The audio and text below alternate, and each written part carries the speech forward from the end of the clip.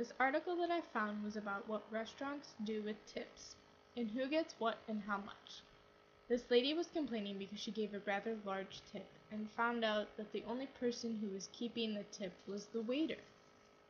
She thought that the tips went into a pool. Well, they did not, and she was rather upset about this. All of that was brought up because of an issue with someone in the restaurant, and they were starting to complain about not getting their fair share.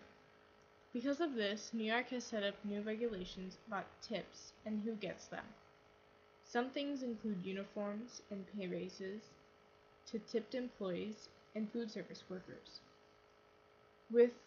which also includes who is eligible to be part of the tip pool. That includes waiters, bartenders, bussers, as well as sommeliers and hosts, provided they are not managers. Now, they are not forcing you to give a certain amount to each person, they left that up to the owner. And you must keep record of all your tip pools and shares.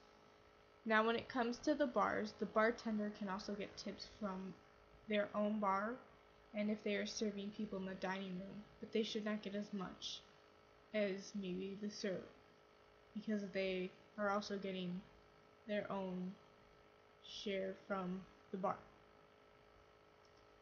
Some things that we can take away from this is that people are not always treated correctly if it is not written in stone.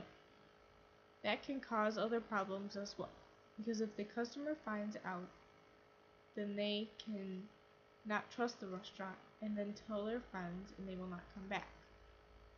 This situation was kind of negative, but the way that you can stay positive is fight for what you think is right and stand up for yourself. And you should not have to deal with something like that and feel like you have no voice. Because of this situation, I think people will now think more about tips and if they are given out equally or just to the server.